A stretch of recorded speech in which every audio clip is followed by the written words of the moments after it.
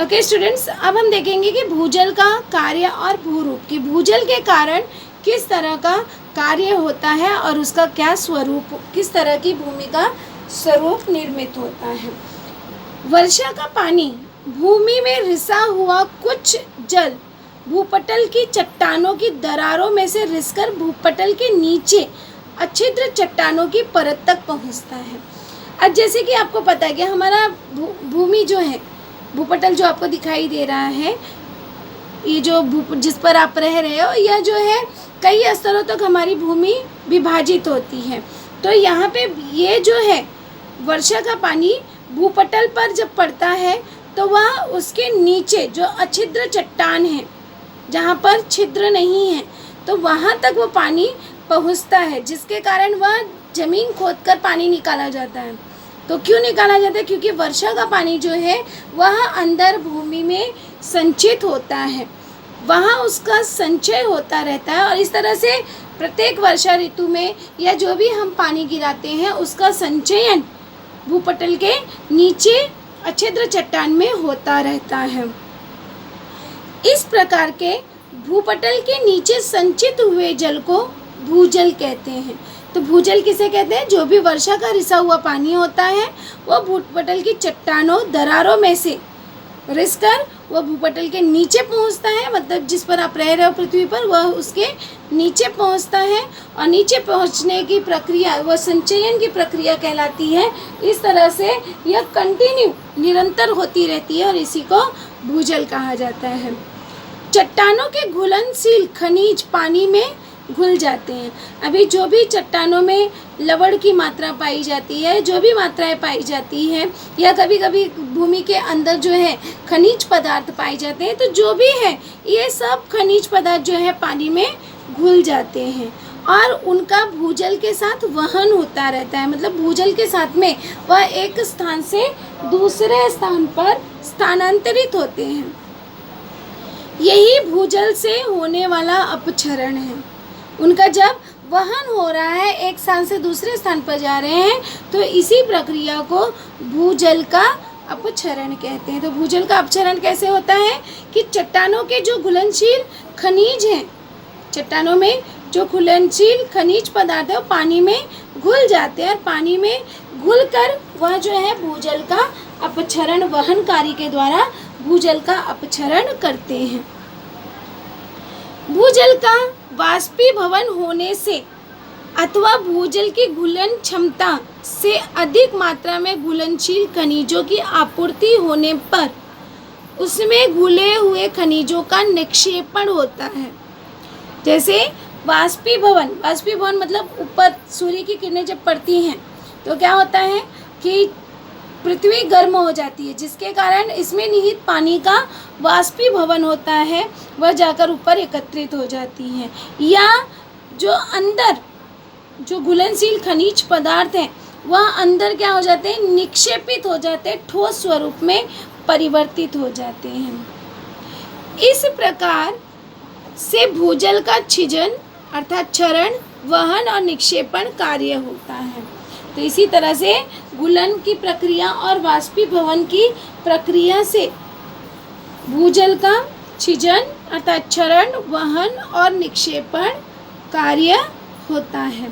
तो भूजल के इस कार्य से विलय रंध्र अर्थात छोटे छोटे होल होने, तो वो है विलय मतलब घुलना, रंध्र मतलब होता है कि छिद्र होना। तो विलय रंध्र चूने के पत्थर वाले प्रदेश की गुफाएं, चूने के पत्थर की प्रदेश की गुफाएं अधोमुखी और ऊर्ध्वमुखी, अधोमुखी मतलब सीधे, यह जो है अधोमुखी हो गया और यह जो हो गया ऊर्ध्वमुखी हो गया। तो अधोमुखी और ऊर्ध्वमुखी लवण स्तंभ आदि भूरूप निर्मित होते हैं। तो भूजल के छिजन वहन के कारण कौन से भूरूप होते हैं? विलय रंध्र, गुफाएं और इसके अलावा अधोमुखी और ऊर्ध्वमुखी लवण स्तंभ आदि का निर्माण होता है। भूजल सतह, अब ये भूजल सतह किसे कहते हैं? तो भूजल के नीचे संचित जल के ऊपर की सतह को भूजल सतह कहते हैं। ध्यान रखिए कि भूपटल के नीचे, जो ये भूमि पटल है इसके नीचे संचित जल, जो पानी, वर्षा का पानी रिस कर अंदर जा रहा है, तो जो ये वर्षा का पानी है, संचित जल के ऊपर की जो सतह है, जो उसके ऊपर का सतह भाग होता है, उसी को जो है भूजल सतह कहते हैं। मौसम, चट्टानों की सछिद्रता अर्थात चट्टानों में छिद्र होना, उस प्रदेश की वर्षा की मात्रा आदि घटकों के अनुसार भूजल सतह में परिवर्तन होता रहता है। मतलब भूजल सतह कहाँ पर है, यह जो है मौसम पर निर्भर करता है, चट्टानों में कितने छिद्र हैं, क्योंकि जैसा छिद्रमय चट्टान होगा तो वह पानी अधिक अवशोषित करेगा, कम होगा तो उसमें पानी कम जाएगा। तो यह चट्टानों की सछिद्रता पर, और इसके अलावा वर्षा की मात्रा कितनी है, किसी प्रदेश में वर्षा अधिक होती है तो कहीं पर कम होती है, तो इसलिए यह जो है भूजल सतह मतलब भूमि जल का जो सतह है यह इन भागों पर निर्भर करता है, मौसम, चट्टानों की सछिद्रता और वर्षा की मात्रा। वर्षा काल में यह सतह भूपृष्ठ के निकट होती है, क्योंकि वर्षा काल में क्या होता है, कंटिन्यू निरंतर जो है पानी वह अवशोषित करता रहता है भूपटल, तो जिसके कारण ये जो भूमि जल सतह है यह वर्षा ऋतु में काफ़ी ऊपर की तरफ होता है। लेकिन ग्रीष्म ऋतु में गर्मी होती है, सूर्य की किरणें जो है वह वाष्पीभवन करती हैं, तो वाष्पीभवन के कारण इसकी सतह जो है वह नीचे चली जाती है। इसलिए अपने गांव वगैरह में जैसे नल लगा होता है तो ऑब्जर्व किया होगा कि बारिश में, ठंडी में जो है यह पानी जो है आसानी से नल में आ जाता है। लेकिन वही अगर ग्रीष्म ऋतु में कई सारी नलें जो हैं वह सूख जाती हैं। अब उनके सूखने का प्रमुख कारण यही है कि भूजल सतह का जो पानी है वह काफ़ी नीचे चला जाता है, और जिसके कारण उस पंप में पानी नहीं आ पाता है। अब यहाँ पे कुछ क्वेश्चंस दिए गए हैं, जैसे महाराष्ट्र में चूने के पत्थर की गुफाएं एवं लवण स्तंभ कहाँ दिखाई देते हैं। तो महाराष्ट्र में कहाँ दिखाई देते हैं, महाराष्ट्र में अहमदनगर जिले में पारनेर के समीप कान्हू पठार, ऐसा कान्हू पठार है जहाँ पे हमें चूने के पत्थर की गुफाएं और लवण स्तंभ पाए जाते हैं। मतलब चूने के पत्थर की गुफाएं हमें देखने के लिए मिलती हैं। चूने के पत्थर को कास्ट क्यों कहते हैं, अब इसका इंग्लिश नाम है कास्ट। कास्ट क्यों कहते हैं, कास्ट इसलिए कहते हैं क्योंकि यह जो है एड्रियाटिक समुद्र के उत्तर पूर्व दिशा में कास्ट नामक, अब इसे कास्ट इसलिए कहते हैं क्योंकि यह कास्ट नामक प्रदेश में पाया जाता है। इस प्रदेश में चूने के पत्थर के कारण विकसित होने वाले भूरूप बड़े पैमाने पर पाए गए हैं और उनका अध्ययन भी किया गया है। इसके आधार पर ही चूने के पत्थर के भूरूप के प्रदेश को कास्ट ऐसा संबोधित किया जाता है। अब थोड़ा सा विचार करने के लिए एक आपको पूछा गया है, जैसे रामू को अपने खेत में कुआं खोदना है, लेकिन वह इस उलझन में है कि कौन से मौसम में खोदूं जिस कारण कुएं को अधिक दिनों तक पानी मिलेगा। तो क्या आप रामू को सुझाव दोगे, कौन से मौसम में उसे खोदना चाहिए, गर्मी में या बारिश में या शीतकाल में, कब खोदना चाहिए। तो ध्यान से सुनिएगा, यदि रामू को अपने खेत में कुआं खोदना है तो उसे गर्मी के मौसम में कुआं खोदना चाहिए। अभी देखो, आप कहोगे कि बारिश में खोदना चाहिए क्योंकि उसे कम खोदना पड़ेगा और उसे आसानी से पानी जो है प्राप्त हो जाएगा, लेकिन नहीं, गर्मी में खोदना चाहिए। अब गर्मी में क्यों कहा गया, गर्मी में इसलिए कहा गया क्योंकि अगर आप देखोगे, मैंने कहा कि गर्मी में पानी का भूजल का सतह जो है वह बहुत नीचे चला जाता है, किंतु वर्षा ऋतु में वह सतह ऊपर होता है। तो अगर ऊपर खोदेगा तो बाद में उसे पानी की आवश्यकता होगी तो उसे पानी प्राप्त नहीं होगा। लेकिन अगर वह गर्मी में खोदता है तो भूजल स्तर उसे पता होगा कि गर्मी में उसका भूजल स्तर कितना है।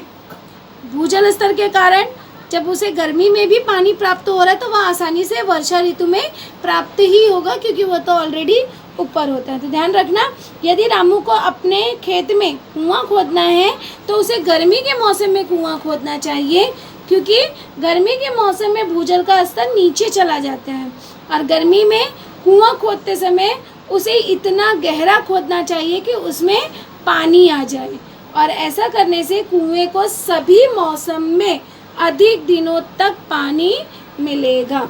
ये चीज़ ध्यान में रखिए। अब यहाँ पे भूजल आकृति, कुछ आकृतियाँ दी गई हैं भूजल की, जैसे यहाँ पे दिया गया है विलय विवर।